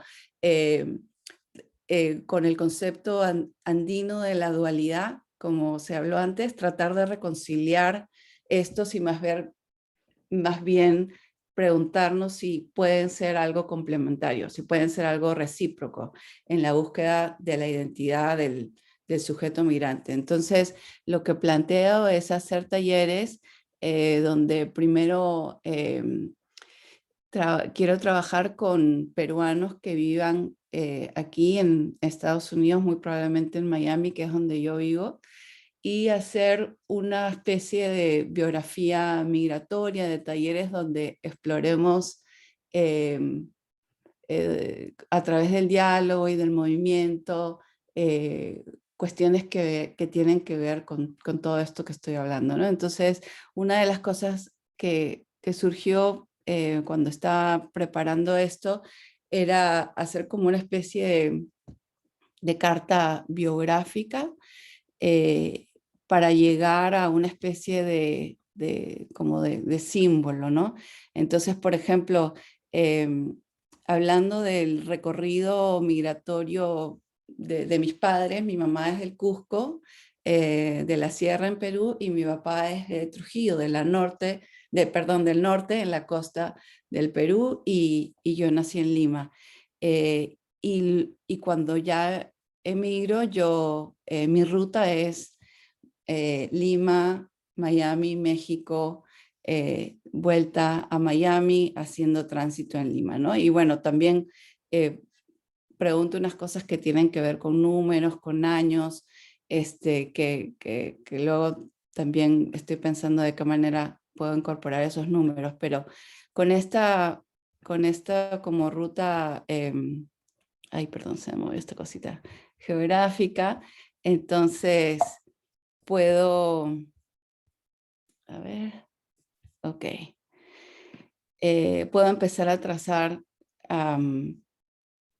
a trazarlo visualmente, ¿no? En el mapa. Entonces a la izquierda tengo mi papi del Trujillo, de aquí de la costa norte, mi mami del Cusco de la sierra, y cómo se encuentran en un punto medio, ¿no? Aparentemente en el mapa. Y luego en este otro trazo está Lima, está México y está Miami, ¿no? Entonces, un poco pensando en lo que simbolizan los escalones que se encuentran presentes en la chacana, que es este símbolo andino, que tiene que ver con varias cosas, pero una de ellas son la constelación del sur, que se ve desde los Andes, la constelación de las estrellas, y bueno, con los años se han ido, pero la chacana existe desde tiempos prehispánicos, ¿no? Entonces, con esta idea de estas formas geométricas, buscar una especie de chacana personal, ¿no? Para cada uno, juntando estos puntos de alguna manera. En este caso el mío es esta especie de triángulo aquí que utilizo como base, y luego mi propio movimiento migratorio, ¿no? Entonces, a partir de esto, luego puedo plantear trabajar estas cosas en el espacio físico, y no solamente en el espacio físico, sino también con líneas, con diagonales, con ángulos y ese tipo de cosas, ¿no? Entonces, mi idea también es, durante los talleres, buscar objetos o como también cosas ceremoniales que representen esta biografía migratoria, y llevarlas, puede ser al collage, al dibujo o a otro tipo de ejercicios, ¿no? Entonces, volviendo a esta como idea de triángulos, revisé que hace poco también había hecho este collage, y bueno, identificando esta otra forma triangular en otras imágenes que vengo trabajando. Y la idea es que después de estos talleres, después de este primer taller de personas que radican aquí, personas peruanas, yo pueda hacer otra serie de talleres, pero más bien con personas que tengan movimientos migratorios dentro del Perú. Entonces, por ejemplo, al principio de la residencia aprendí sobre la comunidad Cantagallo, que proviene del departamento Ucayali en la selva amazónica, y se han asentado en Lima, y me interesa mucho ese tipo de experiencia, ¿no? Pero comentando las ideas en el taller, me plantearon por qué no comienzas por cosas que sean más próximas a ti y ya luego que tengas esta estructura, pues con más cuidado entrar a comunidades que pues que no sean tan próximas a mí, ¿no? Entonces, después de esa ronda de talleres, mi idea es ahí yo recoger toda esta información, todas estas imágenes, experiencias y presentar quizás una especie de instalación que también incorpore video y performance. Y lo que quisiera es utilizar este tiempo, esta idea de tiempo cíclico que existe en el mundo andino, que el tiempo no es lineal, sino más bien cíclico, y después de la presentación de esta obra, volver a realizar otros talleres. Y me planteé entonces, bueno, podría ser la ruta migratoria de retorno. Entonces, ¿cómo sería si hago talleres con personas de Estados Unidos que emigraron y que viven en el Perú? Y plantear ese tipo de actividades, probablemente explorando otro tipo de temas, quizás pueden ser temas más políticos, temas que tengan que ver con migración forzada versus voluntaria, etcétera, relaciones de poder, y bueno, y ver a dónde lleva ese tipo de exploración con esas comunidades, y la idea es como regenerar el proyecto para que se pueda tener como, bueno, un final de un ciclo, pero que luego vuelva a haber un comienzo con cosas nuevas que surjan probablemente de nuevos planteamientos, y que así se desarrolle el proyecto, ¿no? De manera como cíclica, y creo que se manifestó de una manera como muy como espontánea durante las conversaciones de los talleres, cuando yo me empecé a imaginar, bueno, puedo hacer rituales con el cuerpo, con personas, públicos que a las 12 del día salen todos de su casa, hacen un ritual, pero ya ahondando más en las cosas, sale este tipo como de búsqueda, que también es un poco de búsqueda, en mi caso personal, ¿no? Que tiene que ver con la búsqueda de mi identidad, o la búsqueda de la identidad de cualquier sujeto migrante. Entonces, de eso se trata el proyecto. Gracias, Roxana. Me parece interesante ya toda esta... Hace un momento nosotros hemos dejado eh, las reuniones, creo que desde el jueves, y ver cómo han avanzado en estos pocos días. Me parece interesante porque, claro, hay muchas cosas que conversábamos, incluso sobre todo esta idea de que no todos migramos por las mismas razones, ¿no? O sea, lo que un poco conversábamos el fin de semana claro, no es lo mismo un peruano allá en Estados Unidos que un estadounidense en Perú. Van a tener, así sea el trabajo, o sea, el trabajo sea el motivo, las condiciones son diferentes, pues, ¿no? No necesariamente estigmatizando la migración peruana hacia un trabajo de necesidad, sino y que estadounidense sea una decisión más propia, sino, pero también estas relaciones se dan de ida y vuelta, ¿no? O sea, hay diferentes, o sea, incluso dentro del Perú, tú también no solo migras a Lima, sino hay gente que decide migrar hacia adentro, ¿no? Que esas son Sí, inversas, ¿no? O sea, sí, invertimos las...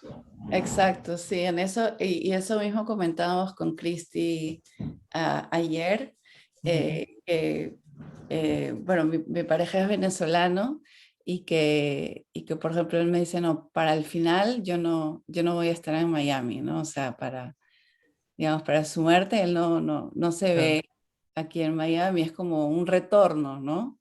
Que claro, ese retorno, sí, me lo estaba planteando también, la migración eh,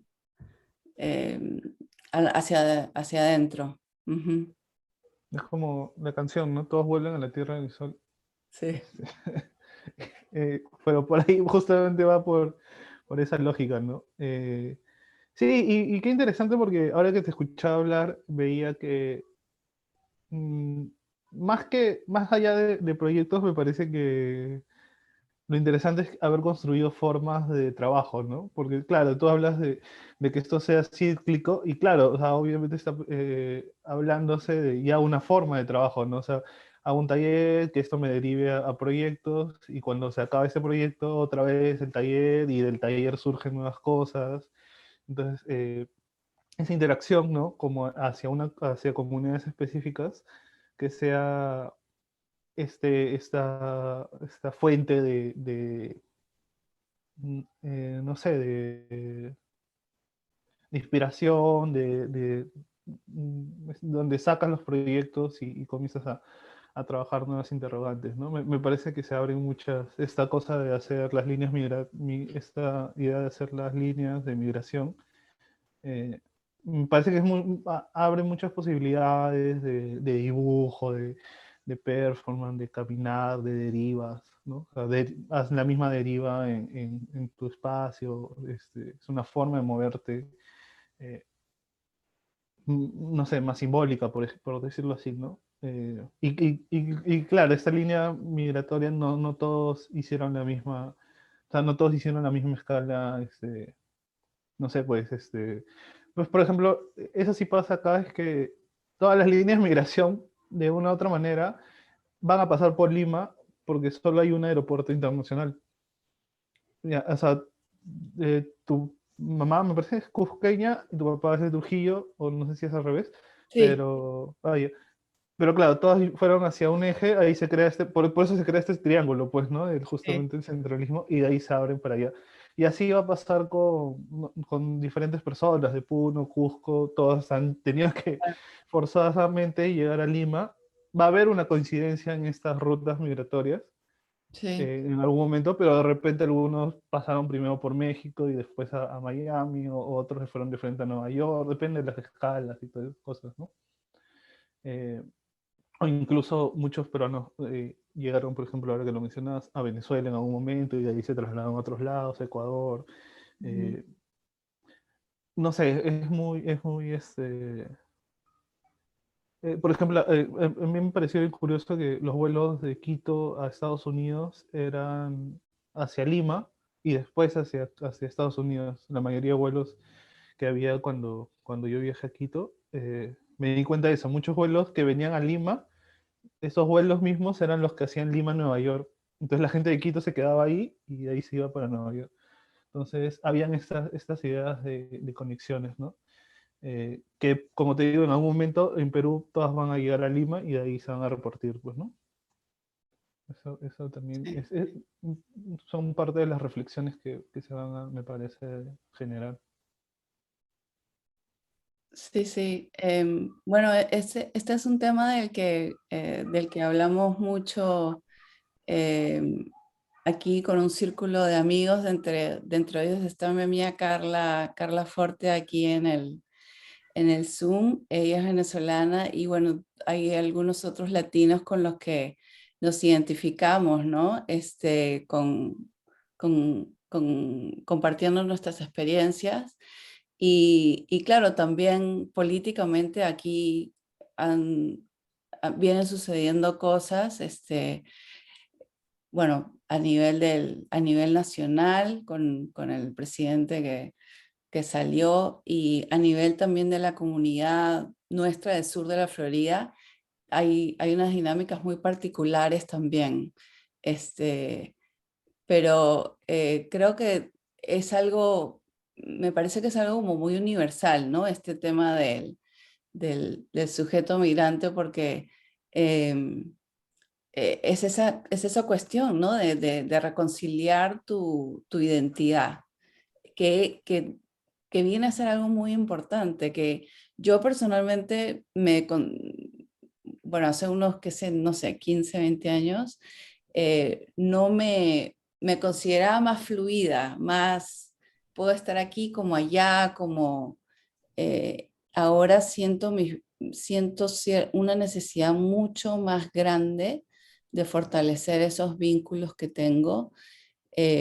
No sé si es porque tengo la idea de que estoy perdiendo ciertas cosas si es que no las fortalezco. Entonces, bueno, esto también se ha vuelto un poco, o sea, una búsqueda personal que la verdad que no pensé que iba a salir como hacia una obra o hacia un trabajo comunitario, pero bueno, salió. A mí me parece súper interesante, perdón que agarre aquí la palabra, me parece súper interesante porque también como inmigrante siento que cada comunidad va batallando su historia, digamos, ¿no? Y de pronto dentro de la comunidad venezolana podemos entendernos si nos juntamos y hablamos y, ¿sabes?, a esa conexión directa, pero cuando hablas de poder compartir eso con el resto de los inmigrantes, me enriquece y me da la sensación de que quiero saber más. Además, vienes de una cultura y de un país sumamente rico, culturalmente, historia, ¿no?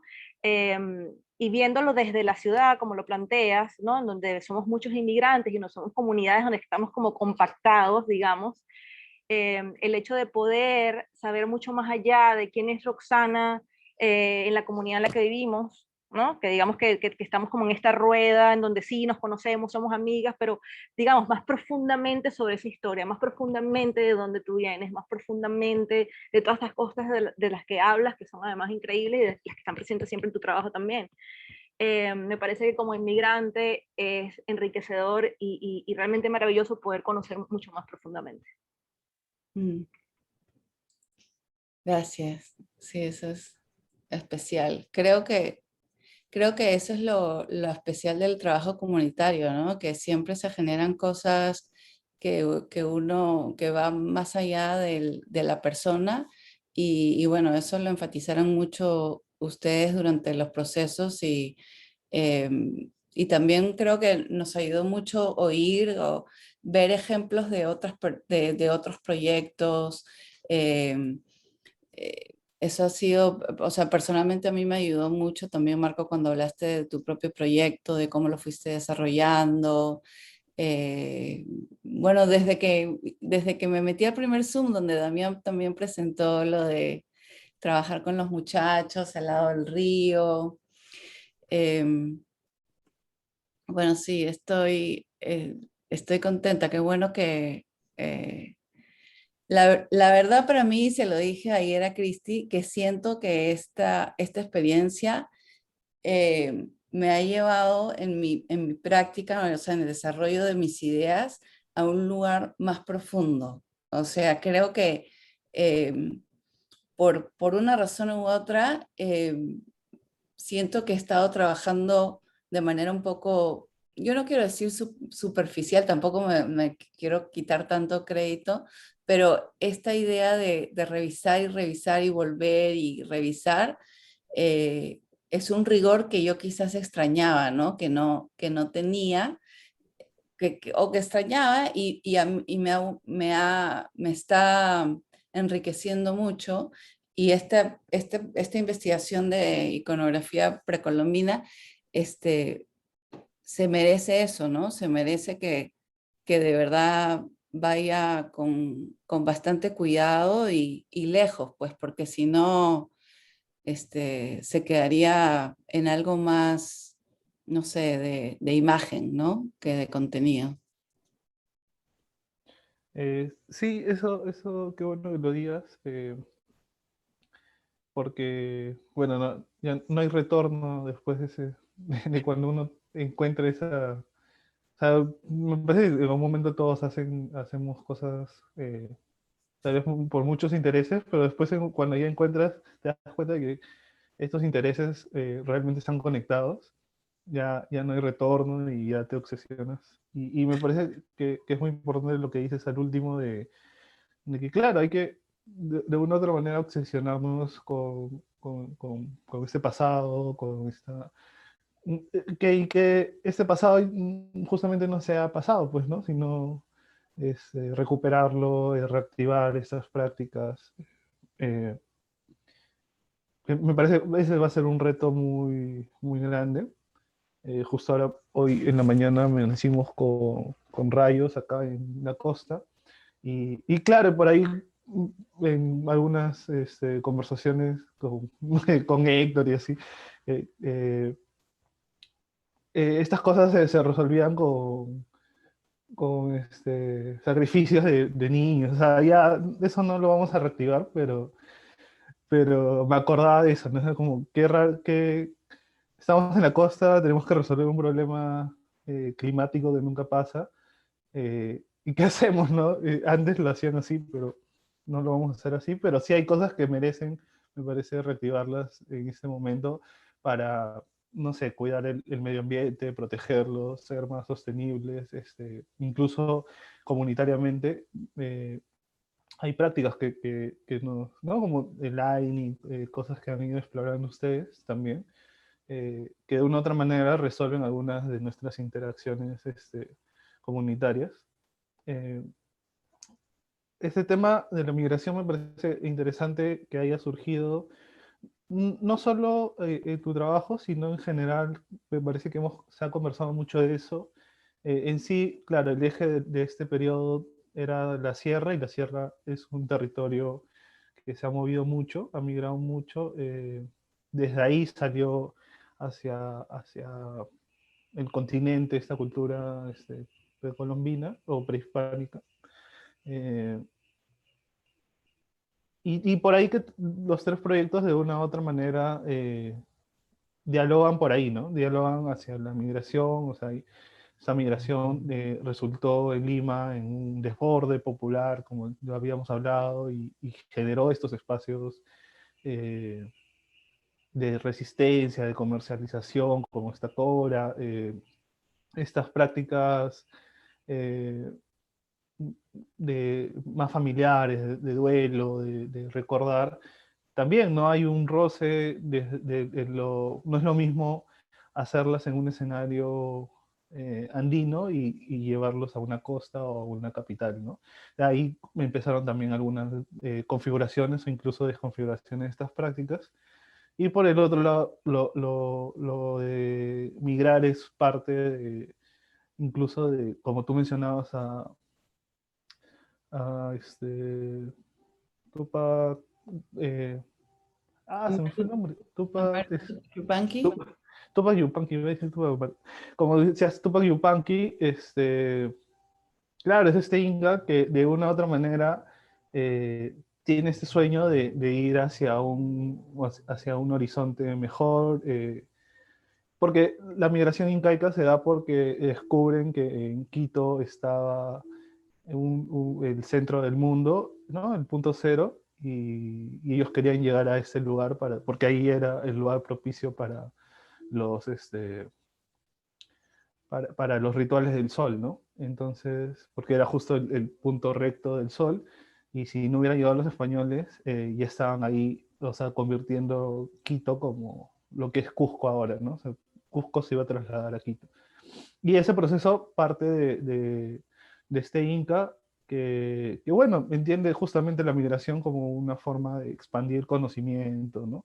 Dentro de eso sí hay procesos que no los vamos a romantizar tampoco la expansión Inca, pero sí hay procesos de lucha, hay procesos de subordinación, pero también hay procesos de diálogo e intercambio que de una u otra manera facilitaron, ¿no? Facilitaron la migración cuando no entendíamos este continente como en un momento lo hablábamos, ¿no? Estas líneas rectas o curvas que ahora nos demandan, no sé, el pasaporte, la visa, el permiso, la garita, ¿no?